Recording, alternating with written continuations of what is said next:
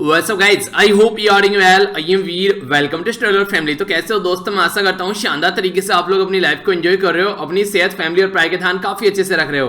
तो आज 15 फरवरी हो गए, नया एक सप्ताह स्टार्ट हो चुका है आप लोगों के साथ में, एक नई उमंग और नई आशा के साथ में। मैं आशा करता हूं कि शानदार तरीके से आप लोग ये सप्ताह को एंजॉय करेंगे और जो भी कमियां खामियां पिछले सप्ताह में रही इस सप्ताह में आप लोग रिपीट नहीं करेंगे। तो यही हर एक दिन के स्टार्ट होने से पहले आप लोगों को अपने आप को याद दिलाना है कि आज का दिन जो है वो लास्ट वाले दिन से बेहतर बनाना है।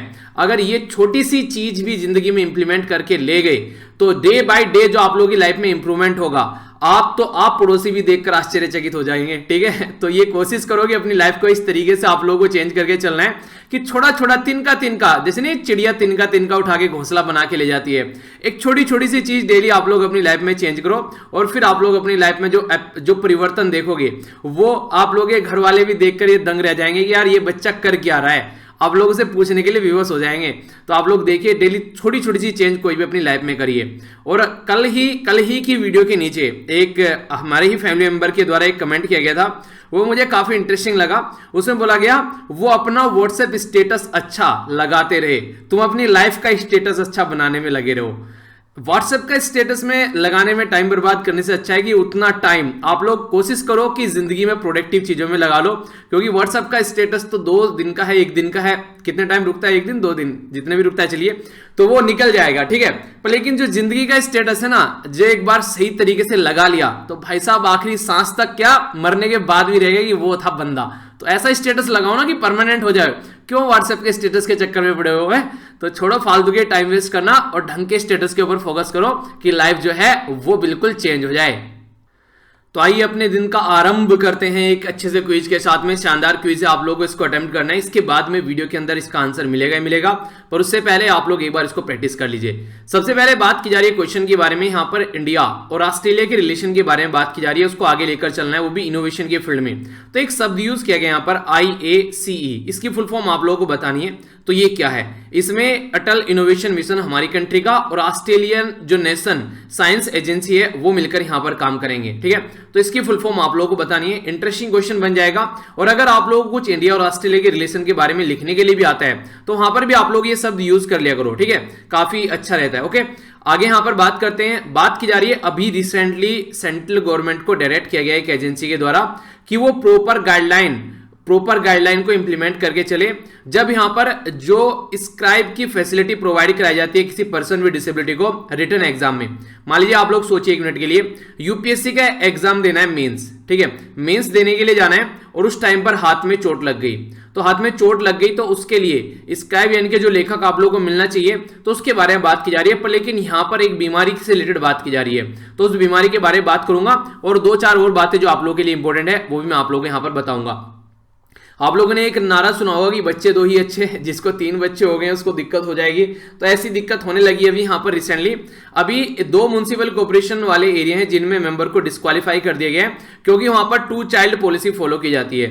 इन कैंडिडेट के 3-3 बच्चे थे, तो इसलिए यहां पर इनको डिस्क्वालीफाई कर दिया गया है। ठीक है, तो कौन सा ये एरिया है जिसमें ये इस तरीके की अच्छी एक मुहिम स्टार्ट की गई है, इसके बारे में आप लोगों को बताना है। नेक्स्ट, हमारी कंट्री में एक रेगुलेटर है, उसका नाम आप लोगों को बताना है, जिसके द्वारा 1 करोड़ का फाइन लगाया गया नेशनल स्टॉक एक्सचेंज के ऊपर।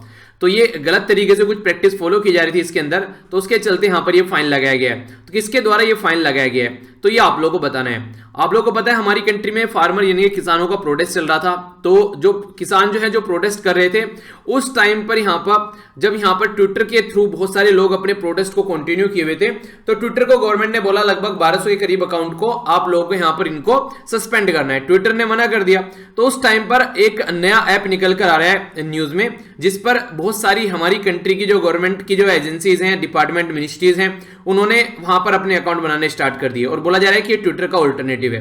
तो इसका नाम आप लोगों को बताना है, जो रिसेंटली अभी न्यूज में है। इंपॉर्टेंट न्यूज है assessment of climate change over the Indian reason report. यहां पर ये सबसे पहले तो आप लोगों को बताना है किस मिनिस्ट्री के द्वारा पब्लिश की गई है, ये नीचे वाला क्वेश्चन है। पर लेकिन आप लोग ये बताना है कि जो रीजन है पर्टिकुलर, तो किस पर्टिकुलर रीजन के बारे में बात की जा रही है। ठीक है, तो ये भी आप लोग को बताना है। तो ये क्वेश्चन है काफी इंपॉर्टेंट। इसके अलावा भी कई सारी और इंपॉर्टेंट बातें जो हैं वो हम लोग डिस्कस करेंगे। आई होप कि आप लोग पूरा लेक्चर इंजॉय करोगे, और इंजॉय इस तरीके से करोगे कि एक बार देख लिया, सुन लिया तो बस आंखों में छप गया, बिल्कुल दिमाग में, या फिर नहीं भूलने वाले हैं। ठीक है, तो आइए आगे बढ़ते हैं। इंटरनेशनल न्यूज है। यहां पर जो सबसे पहले ये बात की जा रही है सर्कुलर जो इकोनॉमी के बारे में। सर्कुलर इकोनॉमी ये यहां पर IACE हैकाथॉन, इसके बारे में हम लोग समझेंगे। समझ लेते हैं क्या क्या बातें यहां पर की जा रही है। सबसे पहले तो ये किस किस के बीच में बातें की जा रही है। ये बात की जा रही है इंडिया और ऑस्ट्रेलिया के बीच में। इंडिया और ऑस्ट्रेलिया सर्कुलर इकोनॉमिक IACE ये हैकाथॉन है जिसमें इनोवेशन के ऊपर फोकस देने की बात की जा रही है। तो गोल यही है कि टैलेंट और जो इनोवेटिव स्टूडेंट हैं और स्टार्टअप हैं ऑस्ट्रेलिया और इंडिया के अंदर, उनको सपोर्ट किया जा सके सही तरीके से प्रॉब्लम का सॉल्यूशन निकालने के लिए, ताकि इनोवेटिव सॉल्यूशन आ सके जो भी सोसाइटी के अंदर प्रॉब्लम है। तो इसको बोला गया है IACE। ठीक है, तो IACE आप लोगों से डायरेक्ट क्वेश्चन में पूछ लेंगे, बोलेंगे भाई साहब ये क्या है, कोई रडार है, किसी गन का नाम है, या फिर किसी पर्टिकुलर किसी दवाई का नाम बोल देंगे। अब तो कोरोना की दवाई भी आ रही है बहुत सारी। ठीक है, तो इस तरीके से याद रखिएगा इसके बारे में। तो इंडिया ऑस्ट्रेलिया सर्कुलर इकोनॉमी के बारे में बात की जा रही है। ठीक है, तो यहां पर अगर आप लोग आगे इसके बारे में कुछ बातें करेंगे तो इंपॉर्टेंट बात यहां पर यह कि कौन कौन मिलकर यहां पर काम कर रहे हैं। तो ये ऐसे क्वेश्चन आप लोगों से बन जाते हैं। तो यहां पर ऑस्ट्रेलिया का जो department of industry science energy and जो रिसोर्सेज है, उसी के साथ में एम जो अटल इनोवेशन मिशन हमारी कंट्री का, तो अटल जो अटल इनकम्बेंट जो सेंटर नेटवर्क है, ये वेरियस डोमेन में एक्सपर्ट यहां पर काम करने वाले हैं। यानी कि एक तरीके से जो बच्चों के लेवल पर, खासकर अगर आप लोग बात करें जो स्टूडेंट हैं उनके लेवल पर, उनको किस तरीके से ऐसा माइंड सेट उनका डेवलप किया जाए ताकि वो सोल्यूशन ओरिएंटेड माइंड रखना अपना स्टार्ट कर दें। 4 इंपॉर्टेंट एरिया है जिनके ऊपर यहां पर मेनली फोकस दिया गया था। ये स्टार्टिंग में अगर इसके बारे में बात करें, बात की जा रही है innovation in packaging, reducing packaging waste. एक यहां पर बात की जा रही है innovation in food supply chain, इसके बारे में बात करनी है कि ताकि जो अवॉइड किया जा सके वेस्टेज जो है उसको। इसी के साथ में बात की जा रही है क्रिएट करना अपॉर्चुनिटी, जो प्लास्टिक वेस्ट है उसके लिए कैसे आप लोग उसको एक तरीके से रिप्लेस कर सकते हैं। नेक्स्ट यहां पर रिसाइकल करना जो क्रिटिकल एनर्जी मेटल्स है या फिर ई वेस्ट है, ताकि ज्यादा से ज्यादा अच्छे लेवल पर आप लोग चीजों को यूटिलाइज कर सके।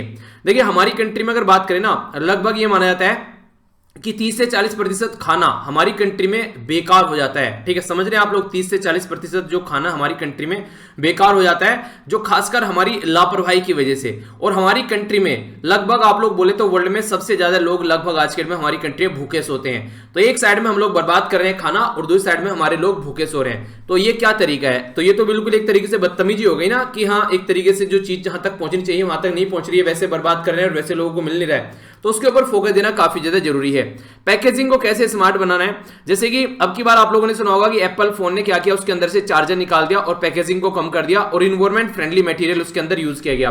तो इस तरीके से बड़ी बड़ी जो कंपनी है वो भी इस एरिया में फोकस देकर चल रही है कि किस तरीके से ऐसा ऑल्टरनेटिव सॉल्यूशन निकालना है ताकि जो प्रोडक्ट वो बना रहे हैं इन्वायरमेंट फ्रेंडली हो और पैकेजिंग में कम से कम मटेरियल लगे। क्योंकि जब पैकेजिंग उखाड़कर आप लोग फेंकते हैं वो काम तो किसी की आती नहीं है। अगर कोई सुंदर सी पैकिंग है तो आप लोग उसको उठाकर रख लोगे, वरना वैसे तो आप लोग फेंक ही दोगे, डस्टबिन में जाएगी। तो ऐसे होनी चाहिए ताकि वो जल्दी से जल्दी रिसाइकिल की जा सके। ठीक है, तो ये सब चीजें यहां पर देखने की कोशिश की जा रही है। तो इसी के बारे में फोकस किया जा रहा है। तो सर्कुलर नंबी जो वर्ड भी यूज किया ना सर्कुलर, तो इसका मतलब ये ना कि चीजों कुछ ऐसी चीजों में से आप लोग चीजें निकाल सकते हैं जिनको आसानी से यूटिलाइज किया जा सके।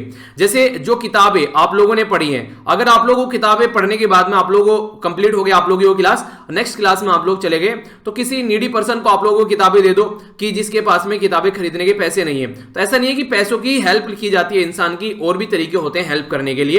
तो इस तरीके से भी आप लोग हेल्प कर सकते हैं। कपड़े आप लोगों ने पहन लिया, आप लोगों को लग रहा है यार ये तो छोटे हो गए, तो आप लोग क्यों ना उनको किसी को पहनने के लिए दे दो। इससे अच्छा आप लोग उनको डस्टबिन में फेंको उठा के, कोई पर्सन उसको पहन सकता है। इसी के साथ में खाना जैसे बेकार किया जा रहा है किसी को दे दो, तो कोई और पर्सन जिसको वेस्ट से समझकर आप लोग फेंक देते हैं। कई बार कई सारे गरीब बच्चे जो हैं उस वेस्ट में से वो खाना निकाल कर खाते हैं। तो समझिए क्यों ना अगर उनको प्रॉपर वे में वो खाना ढंग से ही प्रोवाइड करा दी जाए तो क्या दिक्कत होगी।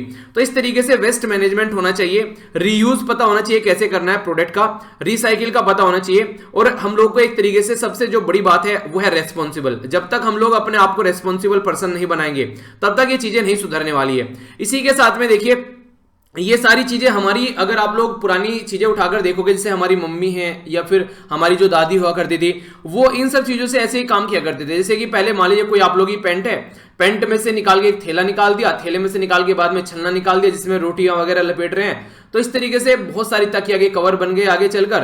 तो कई सारी ऐसी चीजें आप लोगों ने फील की होंगी, ठीक है। आज की डेट में तो चीजें थोड़ी सी एडवांस हो गई हैं, सस्ते सस्ते मटेरियल आने लगे, चाइनीज माल तो सोचते हैं फटाफट खरीद लिया वो कर लिया, और लोगों के हाथ में पैसे भी हो गए, तो अब ये चीजें कम देखने को मिलती हैं। पर लेकिन पहले ये बड़ी फ्रिक्वेंटली आप लोगों को देखने को मिलती थी। तो उसी के बारे में बात की जा रही है कि हम लोग को ये सारी चीजें कहीं ना कहीं रिसोर्सेज का ढंग से यूटिलाइजेशन हो रहा था। पहले वो पेंट पूरी पहनी गई, फिर उसके बाद में से उसमें से कुछ और बन गया, फिर कुछ और बन गया, तो लास्ट धागे तक भी उसको यूज कर लिया गया। तो वो होता है इफेक्टिवली यूटिलाइजेशन करना प्रोडक्ट का, ठीक है। इसी के साथ में जो न्यू इंडस्ट्री है, न्यू जॉब है, वो रिड्यूस करे एमिशन, जो भी एमिशन आज के डेट में हो रहा है जिसकी वजह से एनवायरमेंट को नुकसान पहुंच रहा है। नेक्स्ट यहां पर नेचुरल रिसोर्सेज का जो दोहन है उसको कैसे आप लोगों को इफेक्टिवली यूटिलाइज करना है, ठीक है। तो उसके बारे में थोड़ा सोचना पड़ेगा। तो ये सारी चीजों का सोल्यूशन निकालने के लिए ये 4 की फीचर रखे गए।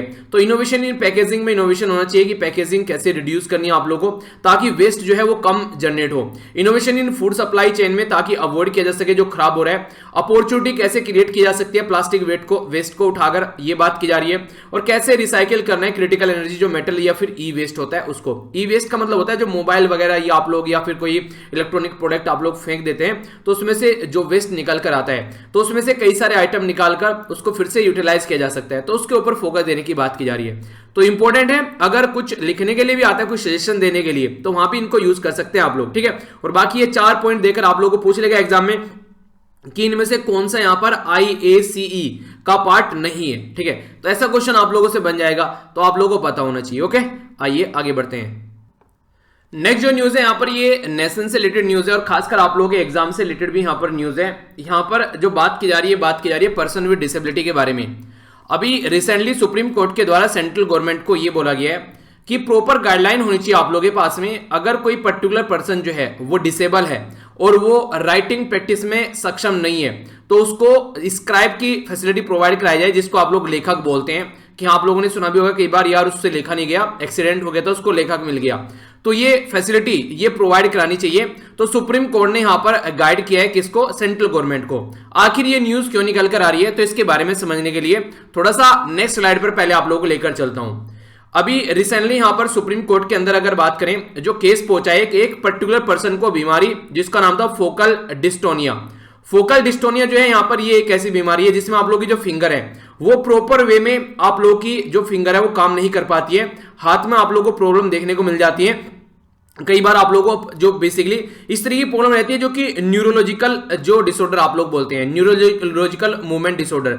न्यूरोलॉजिकल क्या होता है, न्यूरोलॉजी एक तरीके से जो नर्वस सिस्टम के ऊपर काम करता है, ठीक है।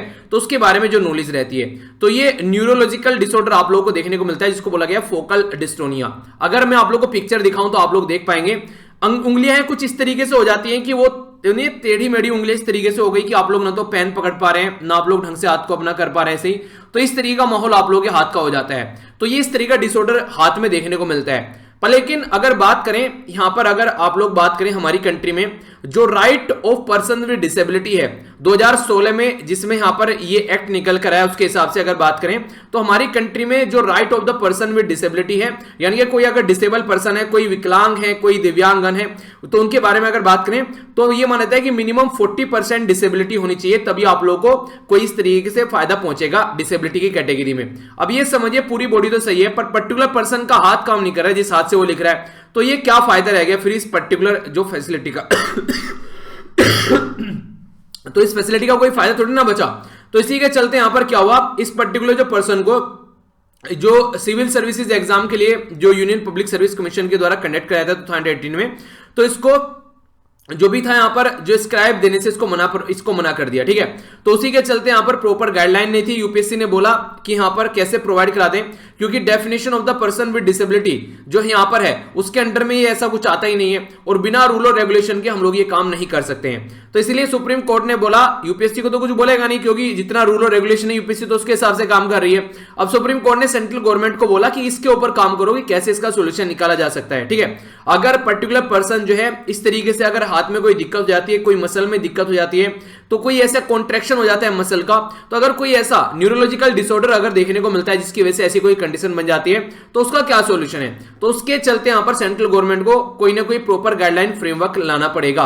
हुआ क्या था जो मैंने अभी आप लोगों को बताया जो पर्सन अफेक्टेड था यहां पर वो यहां पर पहुंचा, तो यहां पर सुप्रीम कोर्ट के द्वारा यहां पर यह भी बोला गया, ऑब्जर्वेशन यहां पर ऐसा दिया गया कि जो पर्सन सफर कर रहा है डिसेबिलिटी की वजह से, सोशली बैकवर्ड या फिर जो आप लोगों को देखने को मिलेगा सेम तरीके से उसको बेनिफिट मिलना चाहिए जैसे schedule caste schedule tribe candidate को मिलता है, पर्सन विद डिसेबिलिटी को भी उसी तरीके से आप लोग यहां पर फायदा पहुंचाएंगे। ठीक है, पब्लिक इंप्लॉयमेंट एजुकेशन के अंदर में। तो स्क्राइब कौन होता है? जैसे कोई राइटर दिया जाता है, ठीक है, कोई इस तरीके से जैसे कोई डिक्टेट करेगा और कोई लिखेगा कोई, तो इस तरीके से जो फाइल किया गया कैंडिडेट के द्वारा, पर लेकिन उस टाइम पर जो उसको यहां पर ये फैसिलिटी नहीं मिली, न्यूरोलॉजिकल जो डिसऑर्डर था उसको, तो ये कोर्ट में गया, तो तब यहां पर कोर्ट की ये गाइडलाइन आप लोगों को देखने को मिली। ठीक है, तो ये था पूरा केस। इस बीमारी के बारे में आप लोग हल्का सा आइडिया रख लीजिएगा, क्योंकि एग्जाम में अभी इसकी वजह से ये कंडीशन देखने को मिल रही है।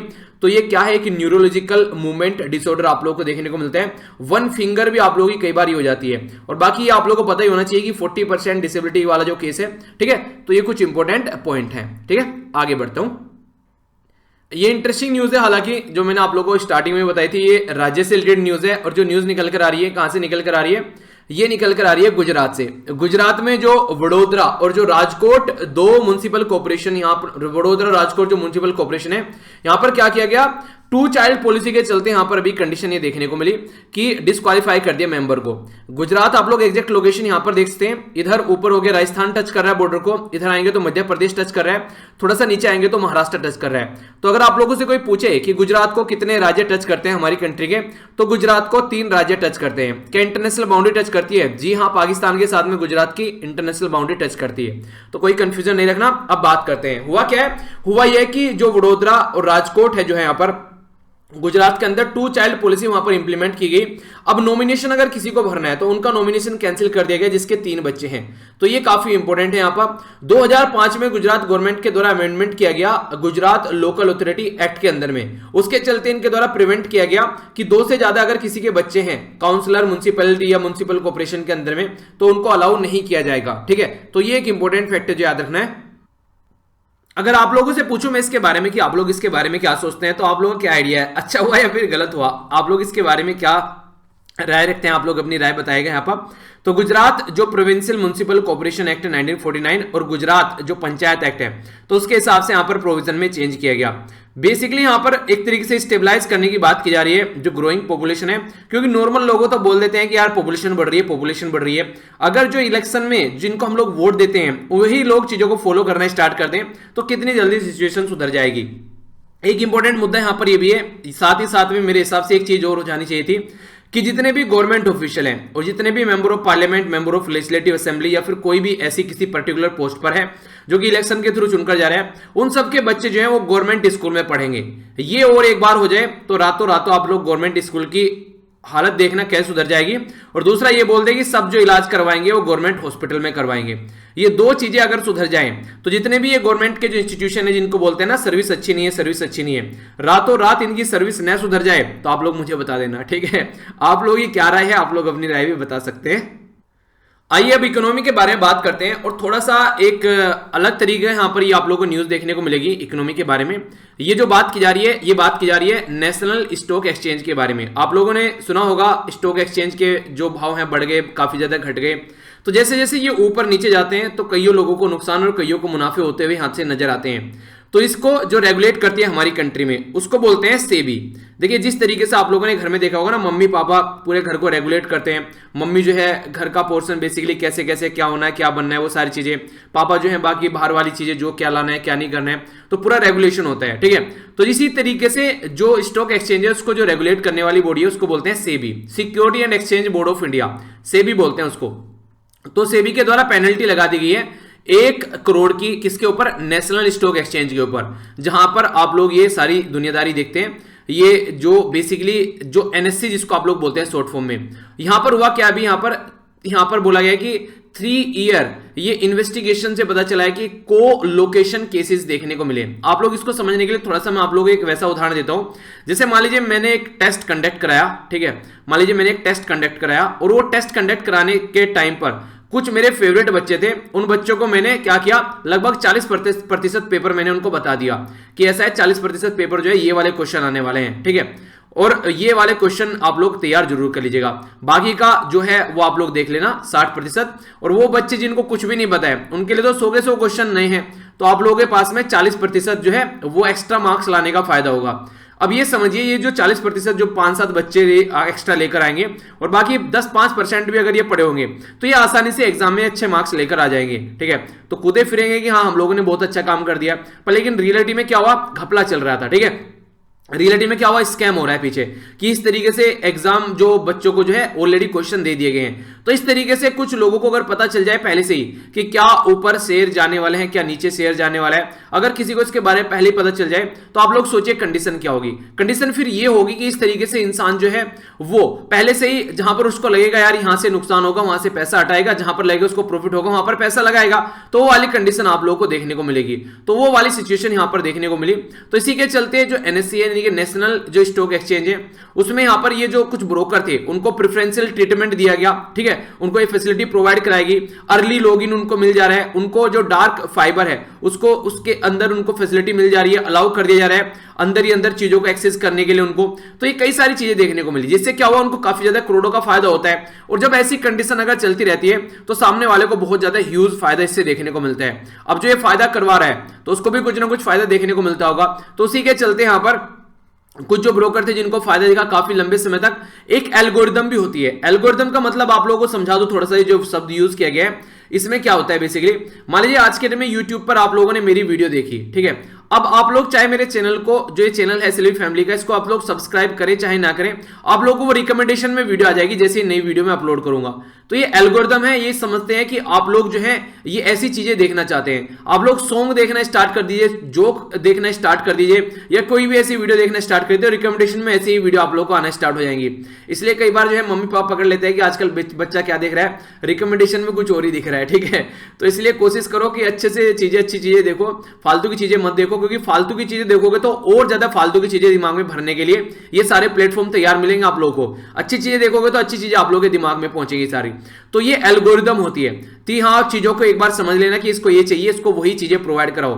तो इस एल्गोरिदम को अगर किसी को बता दिया जाए तो अनफेयर तरीके से इसको एक्सेस कर सकता है और वो इसका मिसयूज कर सकता है अपने फायदे के लिए। तो 2012 से लेकर 2014 तक ऐसे ही कोई मिसयूज यहां पर देखने को मिला, जिसके चलते यहां पर कई सारे लोगों को फायदा हुआ। उनको पहले से ही यहां पर इंफॉर्मेशन मिली, उसके चलते जो इंफॉर्मेशन का जो उनको पास में जो चीजें पहुंची, ठीक है, तो ये कई सारी चीजें इस तरीके से ये गलत पैटर्न आप लोगों को देखने को मिलेगा। तो उसी को यहां पर बोला गया कि ये गलत तरीके से यहां पर मिसयूज किया गया इंफॉर्मेशन का, जो इस तरीके से वाइड जो सबके लिए अवेलेबल होनी चाहिए थी वो कुछ लोगों को यहां पर प्रोवाइड करा दी। ठीक है, one member after another member, इस तरीके से तो कुछ लोगों को प्रोवाइड करा दी, पर लेकिन होनी चाहिए थी सबके पास में। तो ये है कि सिस्टम जो है इंफॉर्मेशन सिस्टम डेसिमिनेशन तो इस तरीके से चलना चाहिए, पर लेकिन रियलिटी में अगर उसमें घपला कर दिया जाए, जो प्रॉपर जो एल्गोरिथम है उसको चेंज कर, उसको समझकर उसका फायदा उठा लिया जाए, तो वो गलत तरीका है एक तरीके से, और कुछ लोगों को फायदा पहुंचाना वो और भी ज्यादा गलत हो जाता है। तो इसके बारे में बात की जा रही थी। बाकी अगर थोड़ा सेबी के बारे में आप लोग जानना चाहते हैं, जिसको security and exchange board of India बोलते हैं, सेबी हमारी कंट्री में एक ऐसी बॉडी है जो कि कमोडिटी मार्केट और सिक्योरिटी मार्केट को रेगुलेट करने का काम करती है। महाराष्ट्र मुंबई के अंदर इसका आप लोगों को हेडक्वार्टर देखने को मिल जाएगा। इसी के साथ में अजय त्यागी आज के दिन इसके चेयरपर्सन है, जो कि आप लोग याद रख सकते हैं। और ये स्टैट्यूटरी बॉडी है, स्टैट्यूट यानी कि लॉ के द्वारा बनाई गई, पार्लियामेंट में पास कर। ठीक है, तो कंफ्यूजन मत रखिएगा। आइए अब आगे चलते हैं साइंस एंड टेक्नोलॉजी की ओर।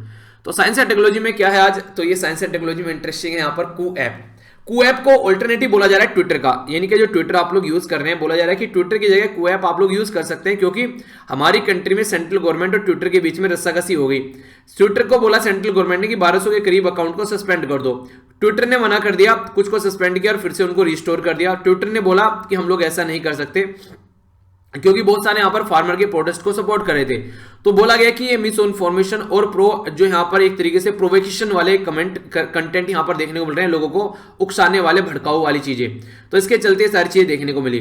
तो कू ऐप को बोला गया कि ये होममेड वर्जन है, हमारा ट्विटर का ऑल्टरनेटिव देखने को मिलेगा। तो बहुत सारी गवर्नमेंट डिपार्टमेंट है और मिनिस्टर हैं, उन्होंने अपने यहां पर अकाउंट बनाने स्टार्ट कर दिए। ठीक है, तो ये जो ऐप है ये न्यूज में आ गया। यहां पर आखिर ये ऐप एकदम सामने कहां से निकल कर आ गया, इसको समझ लेते हैं एक बार।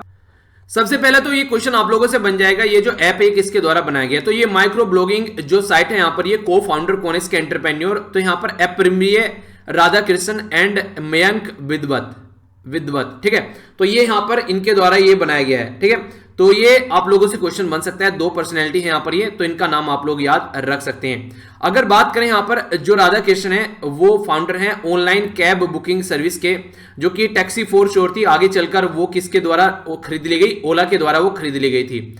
इनके द्वारा जो ये कू ऐप है यहाँ पर ये 2020 में लॉन्च किया गया था, और इंपॉर्टेंट इसलिए था न्यूज में इसलिए था क्योंकि ये आत्मनिर्भर भारत जो अभियान हमारी कंट्री में चलाया गया था, तो उसके चलते इसको आत्मनिर्भर ऐप इनोवेशन चैलेंज की कैटेगरी में इसको अवार्ड मिला था, जिसके चलते काफी ज्यादा न्यूज में आ गया था। ठीक है, बाकी अगर बात की जाए और भी कई सारे ऐसे ऐप हैं जैसे जूहो, चिंगारी, ये सारे वर्जन लोकल वर्जन है टिकटॉक के, यानी कि जैसे टिकटॉक है उसके वर्जन यहां पर ये माने गए थे, ये भी काफी ज्यादा न्यूज में थे। जैसे कई सारे चाइनीज ऐप हमारी कंट्री में जब यहां पर सस्पेंड किए गए नेशनल सिक्योरिटी को ध्यान में रखते हैं, तो कई सारे ऐसे ऐप हमारी कंट्री में निकल कर आए। ठीक है, जैसे पबजी का फौजी बना दिया। ठीक है, तो आत्मनिर्भर जो ऐप इनोवेशन जो चैलेंज है वो कई सारे जो यहाँ पर जो जिस तरीके के जो ऐप थे उनको अवार्ड मिला, और हमारी कंट्री के जो प्राइम मिनिस्टर मोदी साहब है उनके द्वारा भी जो अपनी मन की बात है उसमें चीजों का जिक्र किया गया, जिसके चलते यहाँ पर ये काफी ज्यादा न्यूज में थे। ठीक है, तो इसके बारे में याद रखिएगा, यहाँ पर ये इंपॉर्टेंट न्यूज है, डायरेक्ट क्वेश्चन आप लोगों से एग्जाम में बन सकता है इसके बारे में। ठीक है, और खासकर आत्मनिर्भर भारत इंडिजिनस जो चीजें हम लोग बना रहे हैं वो और भी ज्यादा इंपॉर्टेंट हो जाती हैं।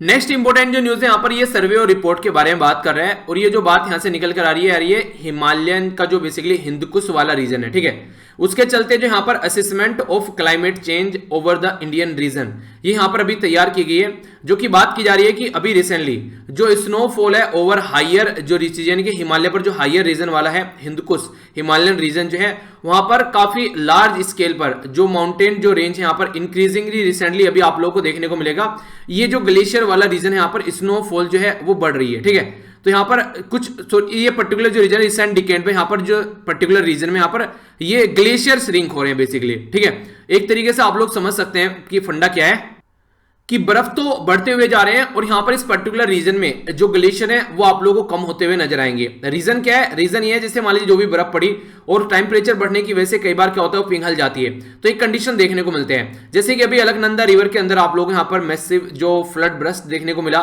जिसको यहाँ पर ग्लेशियर ब्रस्ट का नाम भी दिया गया, तो कई सारी ऐसी कंडीशन आप लोगों को यहाँ पर देखने को मिली। तो ऐसी सिचुएशन टाइम टू टाइम देखने को मिलती रहती है, तो कहीं ना कहीं एक तरीके से कॉन्ट्रास्ट पिक्चर आप लोगों को देखने को मिलेगी अपोजिट साइड की। ठीक है, जो कि इश्यू जो यहाँ पर देखने को मिल रहा है अभी रिसेंटली कि क्या क्या चेंज निकल कर आ रहे हैं, तो उसी चेंज का एक एनालिसिस कर यहाँ पर एक रिपोर्ट तैयार की गई जिसका नाम है assessment of climate change over the Indian reason. ठीक है, तो ये किसके द्वारा पब्लिश की गई है? तो ये इंपॉर्टेंट क्वेश्चन बन जाएगा। तो ministry of earth and science के द्वारा पब्लिश की गई है, जो कि किसके अंडर में आता है? हर्षवर्धन साहब के अंडर में आता है। तो फर्स्ट एवर नेशनल फोरकास्ट जो इंपैक्ट ग्लोबल वार्मिंग का सब कॉन्टिनेंट के ऊपर यहां पर ये देखने को मिल रहा है, तो उसके बारे में एक एनालिसिस किया गया, जो कि काफी इंपॉर्टेंट है, जिसके बारे में आप लोगों को पता भी होना चाहिए। जो ये ग्रीन रीजन आप लोगों को देखने को मिल रहा है ना मैप के अंदर में यहाँ पर ये, तो इस पर्टिकुलर रीजन के बारे में यहाँ पर नॉर्मली बात की जा रही है। ये हिंदकुश जो हिमालयन वाला रीजन है जहां पर ये इंपैक्ट आप लोगों को देखने को मिल रहा है, तो ये इंपॉर्टेंट जो स्टडी हमारी कंट्री के द्वारा की गई इसलिए भी थोड़ा इंपॉर्टेंट हो जाती है, क्वेश्चन बन सकता है डायरेक्ट। अगर किसी पर्टिकुलर बच्चे की पिटाई की जाए और वो बच्चा रोने के बजाय हंसने लगे, तो अपोजिट चीज हो जाएगी ना, तो बाप बोलेगा क्या हो गया यार, ये तो पीट रहे थे इसको तो हंसने लगा, ये तो कुछ गड़बड़ हो गई लग रहा है, पागल तो नहीं हो गया पिटाई की वजह से या डर की वजह से। तो वही चीजें यहाँ पर देखने को मिल रही है, ये कुछ एक कॉन्ट्रास्ट देखने को मिल रहा है। नॉर्मली हिंदकुश जो यहाँ पर काराकोरम हिमालयन रेंज है वो डिक्लाइन देखने को मिल रहा था स्नोफॉल का वहां पर। ठीक है, और इसी के साथ में जो ग्लेशियर है वो भी श्रिंक हो रहे थे, लेकिन यहाँ पर एक कॉन्ट्रास्ट ये देखने को मिल रहा है कि जो हायर एलिवेशन है काराकोरम हिमालयन रीजन का, तो वहां पर हायर स्नो देखने को मिलेगा, हायर विंटर में इनके जहां विंटर आएंगी तो बर्फबारी ज्यादा देखने को मिलेगी, और ग्लेशियर जो है वो आप लोग यहाँ पर जो नीचे को थोड़ा सा आएंगे तो वो श्रिंक आप लोगों को होते हुए नजर आएंगे, तो ये कंडीशन देखने को मिल रही है। काराकोरम जो है ये काफी इंपॉर्टेंट वाला रीजन है, सेंट्रल एशिया के अंदर आप लोगों को देखने को मिलेगा, इंक्लूडिंग हिंदकुश वाला जो रीजन हो गया, ये यहाँ पर पामीर, ये आप लोगों ने ये जो सारे मैं शब्द ये पढ़ रहा हूं ना, अगर आप लोग एनसीईआरटी उठाकर देखेंगे जियोग्राफी वाली, उसमें आप लोगों को ये सारी चीजें देखने को मिल जाएंगी। ठीक है, ये डायरेक्ट क्वेश्चन आप लोगों से पूछ ले जाते हैं। कुलून जो है बेसिकली माउंटेन रेंज के बारे में बात की जा रही है, और हिमालयन जो साउथ ईस्ट है, ये सारे रीजन। अगर आप लोगों को बोलो कि पृथ्वी के दो पोल हैं, एक को बोलते हैं आप लोग नॉर्थ पोल और एक को बोलते हैं साउथ पोल, तो इसी के बीच में एक पोल आप लोगों को देखने को मिल जाता है, इसको थर्ड पोल आप लोग कई बार बोल देते हैं। ठीक है, तो ये है यहाँ पर ये पर्टिकुलर रीजन हिमालयन वाला रीजन, यहाँ पर ह्यूज बर्फबारी आप लोगों को देखने को मिलेगी, इसलिए इसको थर्ड पोल भी बोला जाता है। तो विंटर जो स्नो है यहाँ पर इंक्रीज हो रहा है हायर एलिवेशन में, और इसी के साथ में ओवरऑल जो क्लाइमेट एक्शन है हिंदकुश वाले रीजन में, ठीक है, तो वहां पर वो वार्मर चीजें देखने को मिल रही रही है, तो उसकी वजह से वहां पर जो ग्लेशियर है वो पिघलते हुए भी नजर आ रहे हैं। ओके, तो इस तरीके से कंडीशन देख सकते हैं। तो हिंदकुश जो रेंज है यहाँ पर तिब्बतन प्लेटू वाले रीजन की बात की जा रही है, तो यहाँ पर ड्राइवर भी रहता है कई बार ये इंडियन जो समर मानसून के अंदर।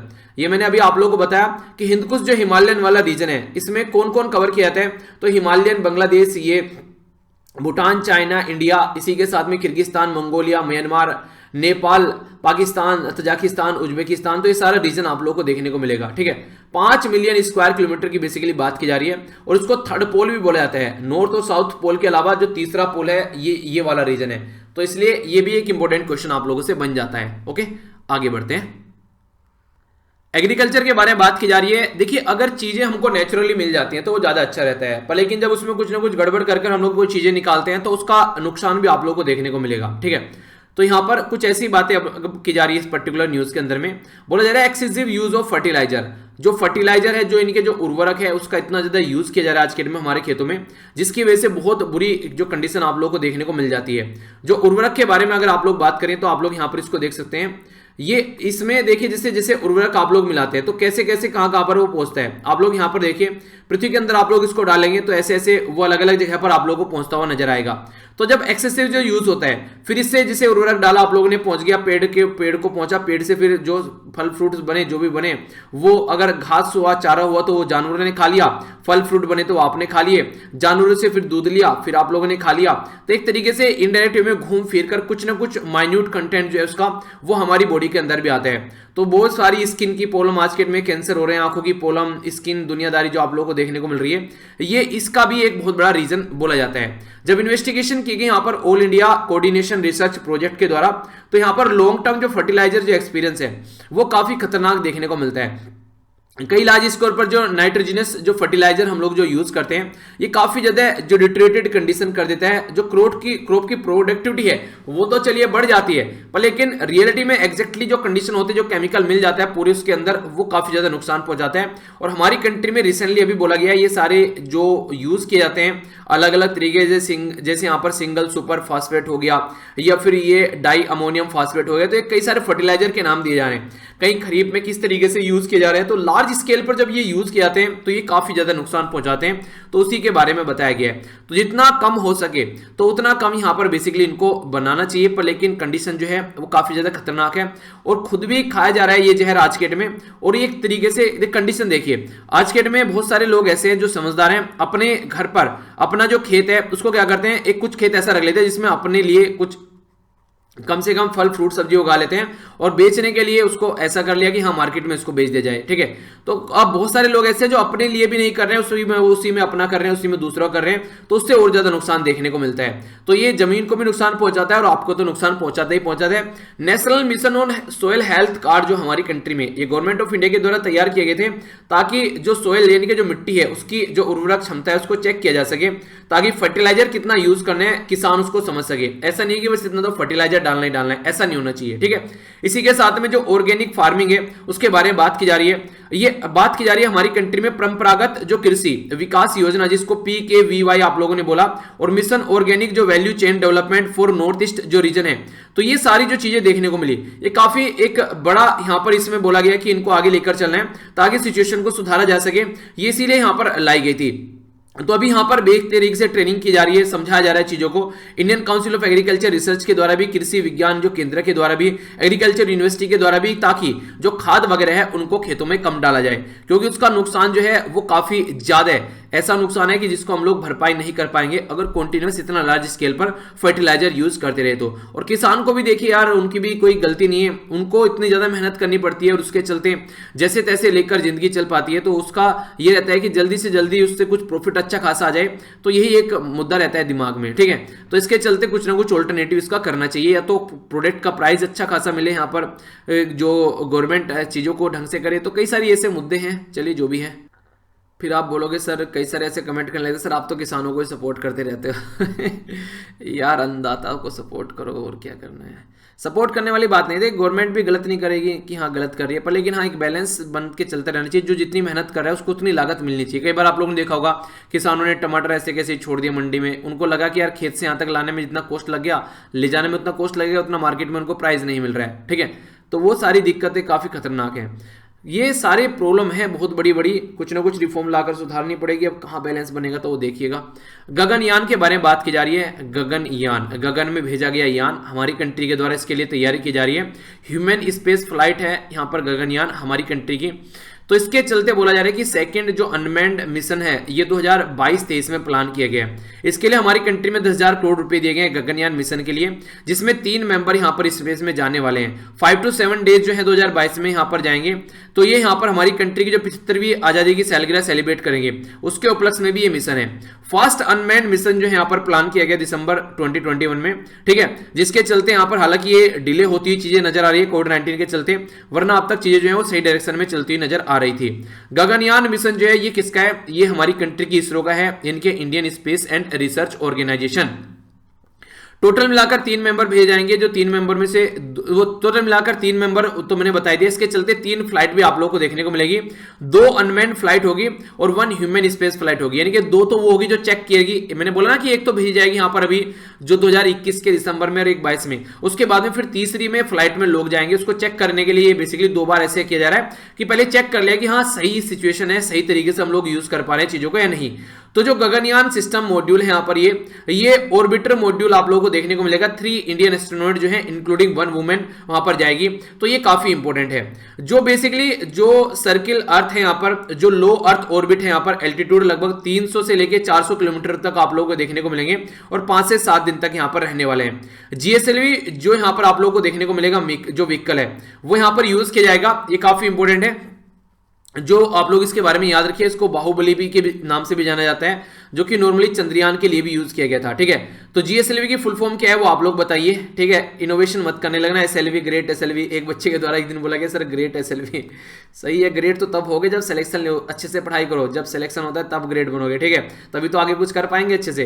तो ये चीजें ध्यान रखो। इसी के साथ में LVM-3 यानी कि लॉन्च व्हीकल मार्क 3 जो है यहाँ पर, ये 3 स्टेज हैवी लिफ्ट व्हीकल आप लोग को देखने को मिलेगा, जो गगनयान यहाँ पर लेके चलेगा। इसी के साथ में हमारी कंट्री का जो टारगेट है ये भी याद रखना, चंद्रयान 3 का 2021 में ही इसका भी प्लान किया जा रहा है। और वीनस के लिए यहाँ पर जो शुक्रयान बनाया जा रहा है, तो इसके ऊपर भी फोकस है हमारा मिशन, ठीक है। तो ये अभी रिसेंटली अभी ये कुछ जो प्रोजेक्ट हैं जिनको आगे चलकर हम लोग इंप्लीमेंट करेंगे, तो इंपॉर्टेंट है, एक आइडिया आप लोग इसके बारे में रख सकते हैं। नेक्स्ट यहाँ पर जो बात की जा रही है, एक इंपॉर्टेंट न्यूज है यहाँ पर, ये किसके बारे में है यहाँ पर, ये है यहाँ पर इंटरनेशनल रिलेशन के बारे में, इंडिया और अफगानिस्तान के। तो बात की जा रही है यहाँ पर लालंदर सहतूत डैम। सहतूत आप लोगों ने खाया होगा ना, सहतूत बोलते हैं जिसको, सहतूत आप लोगों ने सुना होगा। नॉर्थ इंडिया में सहतूत बोला जाता है, जिसको नाम एग्जैक्टली क्या बोलेंगे, सहतूत ही बोलते हैं शायद। आप लोग क्या बोलते हैं आप लोग बताइए, ठीक है।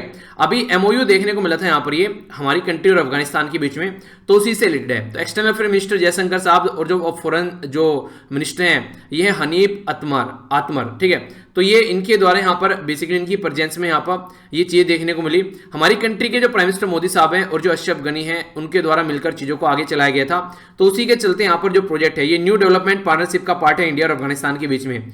जो लालंदर यहाँ पर सहतूत डैम है यहाँ पर, ये safe drinking water Kabul city के लिए, इरिगेशन की फैसिलिटी यानी कि सिंचाई की सुविधा, इसी के साथ में यहाँ पर कई सारी और भी फैसिलिटी प्रोवाइड कराए गए यहाँ पर, खासकर फ्लड वगैरह को रोकने का भी काम करेगा, और भी कई सारी इलेक्ट्रिसिटी जनरेशन का काम करेगा। ये सारी चीजें देखने को मिलेगी।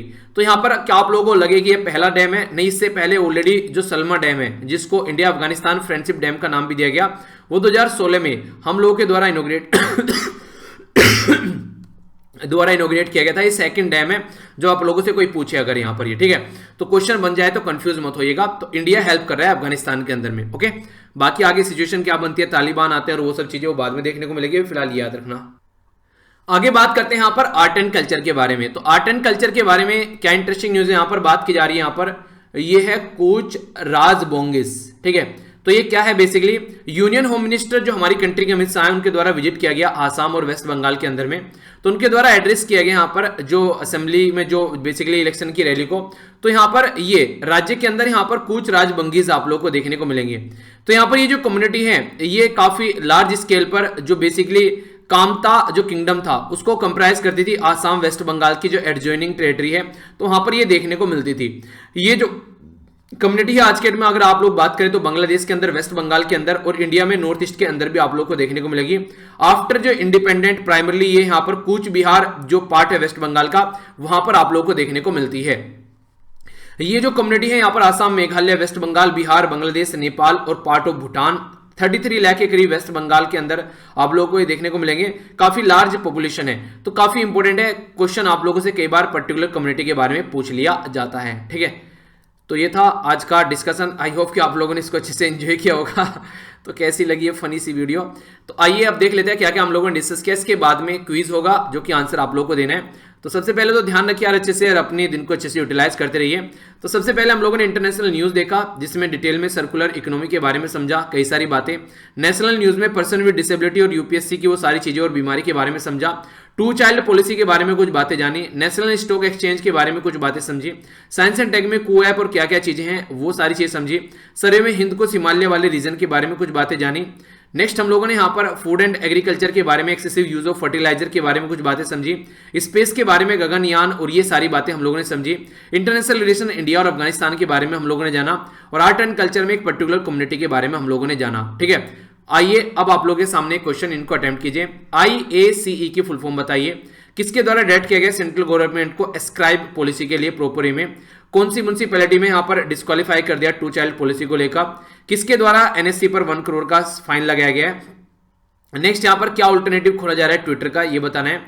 Assessment of climate change over the Indian reason किसके द्वारा प्रस्तुत की गई है, ये आप लोगों को बताना है, और किस पर्टिकुलर रीजन के लिए। तो ये थे क्वेश्चन। आइए अब रिवीजन कर लेते हैं। जो लास्ट वीडियो में मैंने आप लोगों को बोला भी था, संडे में जो आप लोगों का डिस्कशन था उसमें मैंने क्विज वगैरह नहीं दिया था, तो वहां पर थोड़ा सा आप लोगों को बताया भी था मैंने कि चीजें जो हैं नॉर्मल तरीके से रख लेते हैं। बाकी आगे आने वाले जो संडे होगा उसमें आप लोगों को प्रॉपर वे में मैं कोशिश करूंगा कि अगर मेरी तबीयत जो है वो डाउन ना हुई, सारी चीजें सही चलती रही, तो आप लोगों की रिवीजन सीरीज स्टार्ट करूंगा, ठीक है, जिसमें आप लोगों के जो मैक्सिमम जो पोर्शन है इंपॉर्टेंट उनको जल्दी से जल्दी कवर कराया जाएगा, ताकि आप लोग लंबे समय तक चीजों को याद रख सकें, ठीक है। तो कोशिश की जाएगी कि आप लोग सारी चीजें उसमें याद, बेसिकली एक तरीके से जो ऑलरेडी लेक्चर सुन रहे हैं उनके लिए तो रिवीजन हो जाएगा, और बाकी जो लेक्चर नहीं सुन रहे हैं उनको भी एक थोड़ा सा ओवरव्यू मिल जाएगा कि ऐसा भी कुछ चल रहा है देश दुनिया में, ठीक है, ताकि एग्जाम में कंफर्टेबल फील करें। वर्ल्ड रेडियो डे जो सेलिब्रेट किया जाता है 13 फरवरी को, थीम क्या है? कौन से नंबर की G7 समिट होने वाली है जून के महीने में, ये बताना है, ठीक है। और इसी के साथ में ये बताना है कि यहाँ पर जो पोलैंड है यूरोपियन यूनियन का पार्ट कब बना था। नेशनल पॉपुलेशन जो पॉलिसी है कब तक स्टेबलाइजेशन करने की बात की रही है पॉपुलेशन की। पोंग डैंग लेक जो है रामसर साइट, जिसको कब बनाया गया था। JATP फुल फॉर्म क्या है, कब क्रिएट किया गया, किसके द्वारा। इसी के साथ में यूनाइटेड अरब एमिरेट्स का एक मिशन था, उसका नाम आप लोगों को बताना था। यूनाइटेड अरब एमिरेट्स कौन से नंबर की कंट्री है, तो ये 5वें नंबर की कंट्री है। एक मैंने बता दिया, एक UAE होगी, और बाकी की 3 कौन सी है वो आप लोग को बतानी है।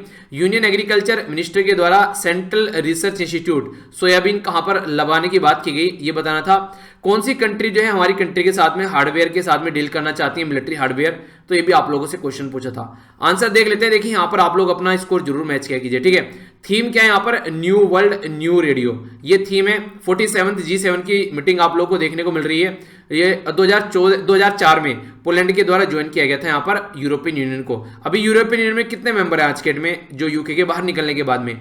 नेशनल पॉपुलेशन जो पॉलिसी है वो 2045 तक बोल रही है स्टेबलाइज करना है पॉपुलेशन को। 2002 में जो पोंग डैम लेक है ये यहाँ पर बेसिकली रामसर साइट के अंडर आया था। रामसर कहाँ पर लोकेटेड है, ये भी आप लोग रिविजन कर लीजिए, बताइए।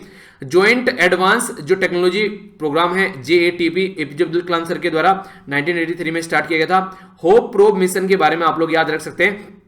NASA and the Soviet union के बारे में आप लोग याद रखिएगा। इसकी नासा जो USA की है, सोवियत यूनियन जो है ये रसिया, और यूरोपियन स्पेस एजेंसी यूरोप की, और इंडिया, तो 4 के द्वारा यहाँ पर भेजा गया है। यहाँ पर बेसिकली अब तक रेड प्लैनेट पर अब 5वीं कंट्री बन गई है UAE, इंडिया की है इसरो, ठीक है, तो याद रखना इसके बारे में। नेक्स्ट यहाँ पर कालाहांडी उड़ीसा में बात की जा रही है सोयाबीन के बारे में। सोयाबीन का सेंट्रल इंस्टीट्यूट स्टेब्लिश करने की यूक्रेन और इंडिया मिलकर काम करने की बात कर रहे हैं, ठीक है। तो ये था आज का डिस्कशन। मैं आशा करता हूं कि अच्छे से आप लोगों ने एंजॉय किया होगा। देखिए वीडियो को सपोर्ट जरूर कीजिए थोड़ा सा, जितना भी आप लोग कर सकते हैं। सपोर्ट का मतलब होता है कि अगर आप लोगों को लगता है कि आप लोगों से लेक्चर को फायदा हो रहा है तो उसको शेयर जरूर कीजिए। अभी मैंने एक शेयर भी किया था आप लोगों से, एक इंसिडेंट की एक लड़की के द्वारा शेयर किया गया, एक बच्ची के द्वारा जो हमारी फैमिली मेंबर है उनके द्वारा लिखा गया कि सर मेरी एक फ्रेंड है वो शेयर ही नहीं करती है, बताती नहीं है किसी को, और इसी के साथ में मतलब ये कहती है कि फालतू में कॉम्पिटिशन क्यों बढ़ाना, ठीक है। तो तो अगर ऐसे विचार अगर कोई इंसान रख रहा है, वो इंसान कभी भी लाइफ में कुछ अचीव नहीं कर पाएगा। ठीक है, अगर आप लोग अपने तक ही चीजों को रखकर खुश रहना आप लोग सोच रहे हैं कि बस अपने तक ही चीजें होनी चाहिए, तो आप लोग कभी भी कुछ प्रोडक्टिव लाइफ में कर नहीं पाओगे। अगर छोटी मोटी जॉब मिल भी गई लाइफ में, उसी में वहीं पर ही टिके रहोगे। कुछ ढंग का करना है लाइफ में तो अपना थोड़ा आयाम बढ़ाइए, आप लोगों को सोचने का नजरिया बढ़ाइए। ये नहीं कह रहा हूँ कि शेयर करने के लिए बोल रहा हूँ इसलिए चीजें बोल रहा हूँ, नहीं, मत करो शेयर यार, उसमें कोई दिक्कत नहीं है, जिसको देखना होगा वो देखेंगे। ठीक है, बस बेसिकली मैं इसलिए कहता हूँ कि जो चीजें सीखते हो ना खुद, उससे दूसरे को सिखाओ। उसका मतलब ये रहता है कि आप लोगों का रिविजन भी हो जाएगा, सामने वाले को कुछ फायदा हो जाएगा। खुद नहीं सिखा सकते हो, टाइम नहीं निकाल सकते हो, तो शेयर करो। तो मैं इसलिए बताता हूँ ताकि आसपास का माहौल अगर आप लोग देखोगे ना, उससे बहुत इंपैक्ट पड़ता है। आप लोग के आसपास के जो यार दोस्त हैं, अगर उनको फायदा होगा तो आप लोग उसे प्रोडक्टिव डिस्कशन करेंगे, फालतू की बातों में आप लोग का टाइम वेस्ट नहीं होगा, आप लोग और ज्यादा प्रोडक्टिव माहौल बना पाओगे एक दूसरे के साथ में। तो ये बेसिकली चीजें होती हैं। बाकी आप लोग लाइक डिसलाइक कर बता सकते हैं वीडियो कैसी लगी, फीडबैक जरूर दिया कीजिए। ठीक है, नेक्स्ट लेक्चर में मिलता हूँ, पीडीएफ जाकर टेलीग्राम से डाउनलोड कर लेना। तो बड़ों को नमस्ते, छोटों को प्यार, छोटी सी लाइफ एंजॉय कर यार। मिलता हूँ नेक्स्ट लेक्चर में, तब तक के लिए जय हिंद।